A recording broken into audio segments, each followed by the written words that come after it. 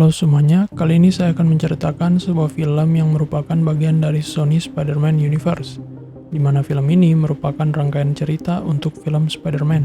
Diproduksi oleh Columbia Pictures dan diasosiasi oleh Marvel, film yang berjudul Morbius ini didasarkan pada cerita komik Marvel yang dimana mengisahkan seorang ilmuwan cerdas bernama Michael Morbius yang diperankan oleh Jared Leto melakukan sebuah penelitian untuk menemukan obat yang dapat menyembuhkan dirinya dan juga kawannya bernama Lucian atau Milo. Sayangnya, penelitian ini tak berjalan sesuai dengan rencananya, dan malah membuat Michael Morbius berubah menjadi makhluk lain. Penasaran bagaimana keseruan ceritanya? Tegakkan sandaran bantal tidur kalian, pasang headset, dan selamat menonton. Film dimulai dengan memperlihatkan sekelompok orang yang pergi mencari sesuatu di dalam gua. Rupanya yang mereka cari adalah kelelawar penghisap darah. Kelompok tersebut dikepalai oleh seorang dokter bernama Michael Morbius. Scene kemudian berpindah ke 25 tahun yang lalu, memperlihatkan Morbius kecil yang terlihat mengidap suatu penyakit darah yang langka. Dia kemudian kedatangan seorang anak yang akan dirawat bersama-sama dengan dia. Anak tersebut bernama Lucian, namun Morbius memanggilnya dengan sebutan Milo. Kemudian saat dirawat, tiba-tiba alat pencuci darah milik Milo rusak dan menyebabkan dia pingsan.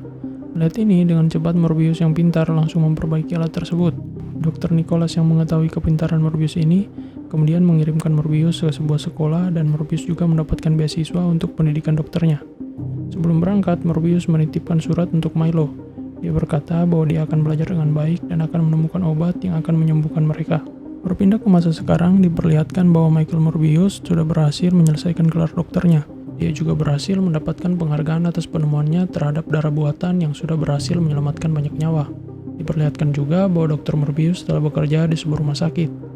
Di sana dia memiliki seorang teman wanita bernama Dr. Martin Bancroft. Dr. Martin kemudian mengajak Morbius untuk membicarakan sesuatu. Rupanya Dr. Martin sudah mengetahui bahwa Dr. Morbius melakukan suatu penelitian dengan mencampur DNA manusia dan DNA kelelawar. Morbius yang ketahuan pun akhirnya memperlihatkan penelitiannya itu kepada Dr. Martin. Dia kemudian menyuntikkan serum yang sudah dibuatnya kepada seekor tikus. Namun sayangnya tikus itu mati setelah disuntik. Setelah itu, perawat rumah sakit datang memanggil Morbius dan berkata bahwa salah satu pasiennya dalam keadaan gawat. Morbius pun bergegas menemui pasien itu. Di saat Dr. Morbius menolong pasien itu, tiba-tiba Dr. Martin melihat bahwa tikus yang telah disuntik tadi tiba-tiba hidup kembali. Dan itu menandakan bahwa percobaan Dr. Morbius berhasil. Michael, it worked. Dr. Morbius kemudian mengunjungi temannya Milo, yaitu teman masa kecilnya. Rupanya Milo merupakan seorang donatur untuk penelitian Dr. Morbius. Dr. Morbius pun berbincang dengan Milo dan memberitahu bahwa dia telah menemukan kemungkinan obat yang akan menyembuhkan mereka. Namun obat tersebut secara kode etik masih dipertanyakan dan ilegal, sehingga Morbius harus melakukan percobaan obat ini di tempat yang tersembunyi. Morbius pun meminta bantuan Milo untuk memberikan sebuah kapal agar dia bisa melakukan percobaan itu di tengah laut. Milo pun setuju dengan keinginan Morbius, karena itu kesempatan terakhir mereka untuk sembuh sebelum mati oleh penyakit mereka. Tibalah hari percobaan. Dr. Morbius dan Dr. Martin yang membantunya sudah berada di dalam sebuah lab di dalam kapal. Morbius kemudian mengecek obat tersebut di komputer miliknya. Melihat hasil komputer yang menyatakan obat itu stabil untuk manusia, Morbius pun senang dan segera melakukan percobaannya kepada dirinya sendiri. Dia kemudian dibantu oleh Dr. Martin untuk menyuntikkan obat itu ke tubuhnya. Setelah semua persiapan siap, Morbius pun disuntikkan obat itu, dan dia kemudian diikat di tempat tidur percobaan. Setelah itu, seorang tentara bayaran yang disewa untuk keamanan mereka mengunjungi lab percobaan itu. Melihat tentara bayaran yang seenaknya masuk, Dr. Martin kemudian sedikit terlihat marah dan menyuruh penjaga itu keluar. Namun penjaga itu terlihat tidak menghargai Dr. Martin. Dan saat mereka berdebat, tiba-tiba Dr. Morbius yang tadinya diikat sudah menghilang dari tempat tidurnya. Dr. Martin kemudian masuk ke ruangan Dr. Morbius diikuti oleh penjaga tersebut. Dan betapa kagetnya Dr. Martin melihat Dr. Morbius yang sudah berubah menjadi seorang vampir. Penjaga tadi kemudian memanggil anggotanya dan langsung menembak Dr. Morbius. Namun penjaga itu malah dihabisi oleh Dr. Morbius dan dia juga menghisap habis darah penjaga itu. Melihat ini, dengan cepat Dr. Martin langsung menutup ruangan itu. Para penjaga yang lain kemudian tiba. Dr. Martin kemudian pingsan saat mencoba menghalangi para penjaga yang mencoba menembak Dr. Morbius. Namun Dr. Morbius yang telah menjadi vampir berhasil keluar dan kemudian menyerang semua penjaga yang lain, hingga mereka semua tewas.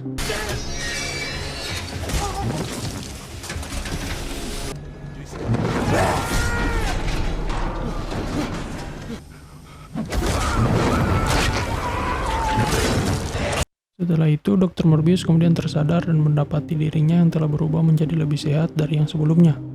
Dia kemudian pergi menemui Dr. Martin yang sudah pingsan. Dr. Morbius yang masih penasaran dengan perubahan dirinya, kemudian mengecek CCTV dan melihat dirinya yang telah menjadi vampir membunuh semua penjaga itu. Dr. Morbius pun segera melaporkan kapal mereka dan pergi meninggalkan kapal itu sebelum pihak kepolisian datang. Namun sebelum dia pergi, tak lupa dia membawa obat yang telah berhasil dibuatnya. Esok harinya, 2 orang agen FBI bernama Strode dan Rodriguez datang memeriksa kapal itu. Mereka pun mendapatkan petunjuk namun belum mengetahui siapa pelaku pembunuhan itu, karena CCTV kapal tersebut sudah dihapus. Di rumah sakit, Dr. Morbius kemudian mengunjungi Dr. Martin yang sedang dirawat. Setelah dari situ, dia kemudian pergi ke laboratoriumnya. Dan di sini tiba-tiba tubuh Dr. Morbius menjadi lemah kembali. Dengan segera Dr. Morbius langsung meminum darah buatan miliknya, dan tubuhnya pun kuat kembali. Dr. Morbius kemudian mencatat perubahan yang terjadi dalam dirinya, di mana sekarang dia bisa bugar dan kuat seperti seorang atlet. Dia juga mampu berekolokasi layaknya kelelawar. Dan kerennya, Dr. Morbius mampu berteman dengan kelelawar penghisap darah. Setelah itu, Dr. Morbius kemudian menguji seberapa lama dirinya bisa bertahan tanpa meminum darah. Dan dari hasil pengujian tersebut, Dr. Morbius hanya bisa stabil selama 6 jam dengan meminum darah buatan. Tapi durasi tersebut terus mengecil karena darah buatan tak efektif selamanya. Dr. Morbius kemudian mengurung dirinya di ruangan untuk mencoba apa yang terjadi jika dia tidak meminum darah. Sayang sekali, akibat hal itu Dr. Morbius hampir saja mati. Syukurnya Milo temannya datang dan membantunya memberikan darah kepadanya. Setelah melihat tubuh Morbius yang sudah sehat kembali, Milo pun meminta obat yang dibuat Dr. Morbius. Namun Dr. Morbius tak ingin memberikannya karena dia tak ingin Milo berubah menjadi monster seperti dirinya. Dia pun mengusir Milo keluar dari ruangan tersebut dan Milo pun pergi. I say get out! Milo. Di ruangan rawat Dr. Martin, kedua agen FBI tadi datang dan mencari petunjuk siapa saja yang berada dalam kapal itu. Mereka pun pergi setelah Dr. Martin tak ingin memberi keterangan kepada mereka. Setelah itu diperlihatkan perawat rumah sakit teman Dr. Morbius dikejar oleh sesuatu. Dia kemudian diserang dan esok harinya tubuhnya ditemukan tewas mengering akibat darah dalam tubuhnya habis terisap. Dr. Morbius yang mengetahui hal ini kemudian bergegas meninggalkan rumah sakit itu. Namun saat dia akan pergi, kedua agen FBI mencegatnya dan menginterogasinya. Namun saat mereka mencoba memborgol Dr. Morbius kemudian menyerang mereka berdua dan kabur.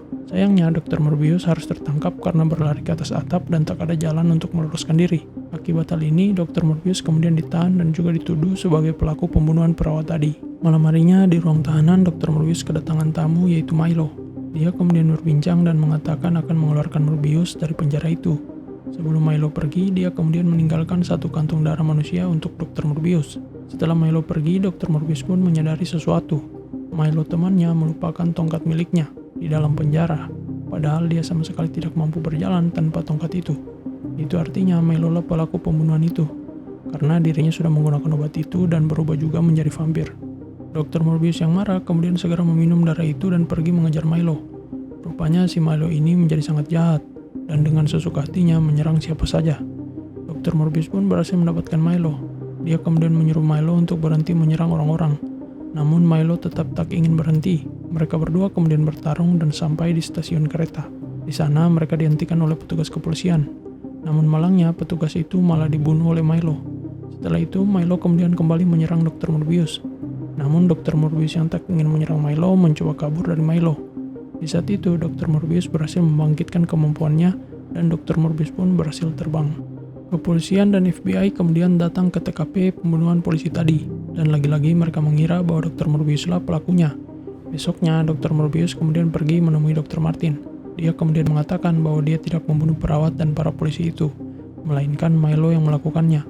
Dia juga meminta bantuan Dr. Martin untuk membantunya menghentikan Milo. Di rumah makan, Dr. Morbius melihat beberapa orang anak muda yang mencoba menukar uang palsu.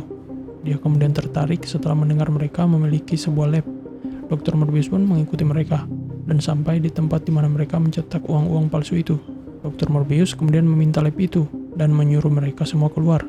Salah seorang dari mereka kemudian mencoba menusuk Dr. Morbius. Namun Dr. Morbius kemudian meremas tangan orang itu hingga kesakitan dan menakuti orang itu dengan mengatakan bahwa dia adalah Venom. Melihat hal ini, mereka semua pun ketakutan dan kabur meninggalkan lab itu. Who the hell are you, man? Malam harinya Milo pergi ke sebuah bar. Di sana dia menggoda seorang wanita. Namun pacar wanita itu marah dan mencoba mengajar Milo. Milo yang marah kemudian keluar dan menunggu mereka keluar dari dalam bar. Setelah itu Milo kemudian menyerang pria itu dan membunuhnya. Besoknya lagi-lagi FBI dan polisi datang ke TKP pembunuhan pria tadi. Di sana agen Strode mendapatkan rekaman CCTV yang membuktikan bahwa pelakunya bukanlah Dr. Morbius. Dr. Nicholas yang melihat berita di TV mengenai Dr. Morbius kemudian seperti biasa mengunjungi Milo dan tanpa sengaja mengetahui bahwa Milo juga sudah berubah menjadi vampir. Dia mencoba membujuk Milo untuk berubah menjadi baik. Namun sayangnya Dr. Nicholas pun akhirnya ikut diserang oleh Milo. Di laboratorium, Dr. Morbius yang dibantu oleh Dr. Martin berhasil membuat antibodi untuk menghilangkan kemampuan vampir milik Dr. Morbius dan Milo. Dia kemudian mendapat telepon dari Dr. Nicholas. Dr. Morbius kemudian pergi ke tempat Dr. Nicholas dan mendapati Dr. Nicholas yang sekarat akibat Milo. Dr. Morbius pun mencoba untuk menolong Dr. Nicholas, namun sayangnya Dr. Nicholas tidak dapat tertolong. Saat itu, tiba-tiba Dr. Morbius mendengar Dr. Martin yang sedang disandra oleh Milo. Dengan cepat, Dr. Morbius segera menemui Dr. Martin. Namun sayangnya saat sampai di sana, Dr. Martin sudah terluka oleh Milo. Di sisa napasnya, Dr. Martin kemudian mengorbankan dirinya untuk Dr. Morbius dan membiarkannya menghisap darahnya agar Dr. Morbius tidak mati karena selama ini Dr. Morbius hanya meminum darah buatan. I'm sorry.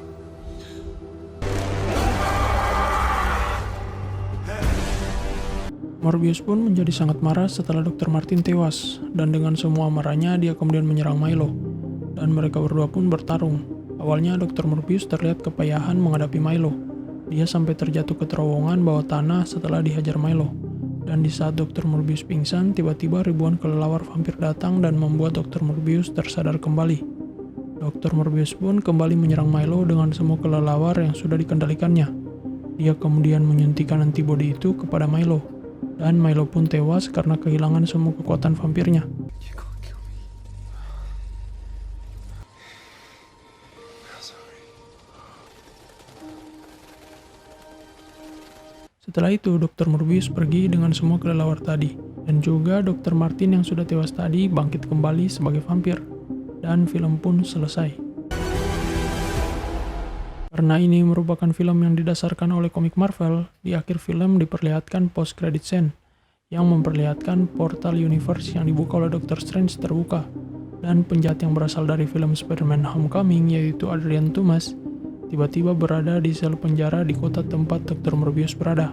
Dia kemudian mendapatkan pembebasan karena tak ada orang yang mengenalnya dan juga tak ada kejahatan yang dilakukannya di tempat itu. Setelah bebas, dia kemudian menemui Dr. Morbius. Adrian Thomas kemudian menceritakan kebingungannya kepada Dr. Morbius tentang bagaimana dia bisa datang ke tempat itu.